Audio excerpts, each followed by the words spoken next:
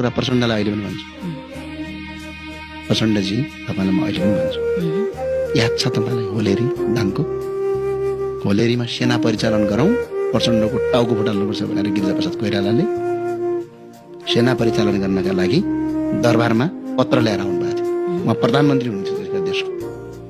राजाले के भन्नुभएको थियो थाहा छ वीरेन्द्र सरकारले? प्रचण्ड पनि यो देशको नागरिक हो, म मेरो सेना यो राष्ट्रका लागि चाहिने सेना, राष्ट्रभित्रकै मेरा नेपाली दाजुभाइ मार्नका लागि म प्रयोग गर्दिनँ भनेर सेना परिचालन नगरेर आज प्रचण्ड भन्ने मान्छे यो देशमा जीवित छन्। अर्को घटना भनिदिउँ, चुनवाङ बैठक हुँदाखेरि दाङको कोइलावासदेखि रुकुम पुग्दासम्म अजय दलगण अहिले पनि छन् ती गणका गणपतिहरू 17 ठाउँमा प्रचण्डलाई टार्गेट बनाएर राखेका थिए। दरबारले के भन्यो?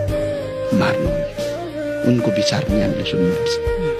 त्यसरी बचेको र अनि सेनाले तपाईँहरूमाथि आक्रमण कहिलेबाट गरेर थाहा छ? तपाईँहरू सेना कति दिन लड्यो? 59 करिब 59 को स्टार्टिङ 58 को इन्डिङ 61 62 3 वर्ष त लड्यो तिमीहरूको सेना। 3 वर्षमा तिमीहरूको बिजोग बनाइदियो।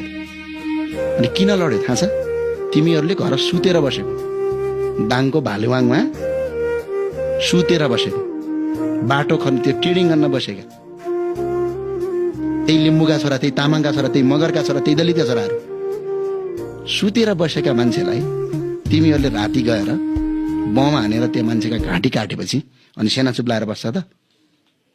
आफै के मन्त्री परिषदको निर्णय गरेर लड्या हो? त्यस्तो राजालाई तिमी आरोप लाउने? तिमीहरू त जीवन दान दिया हो। तिमीहरू त इन्डिया बसेर रहेछौ, त इन्डियाका दलाल रहेछौ भन्ने कुरा त अहिले भारतका राजदूत रञ्जित रेले भनिसक्नुभयो त। ल यसको जवाब देऊ भन्छु प्रचण्डजीलाई। इन्डिया लुकेर इन्डिया बसेर मैले भने होइन, कोही रिक्सावालाले भने होइन, यो कोही तपाईँ जस्तो टेलिभिजन कार्यक्रम चलाउने कार्यक्रमको प्रस्तुताले भने होइन। नेपालका लागि 8 वर्ष राजदूत भएको रञ्जित रेले अस्ति भन्नुभयो दिल्लीमा हामीले पाले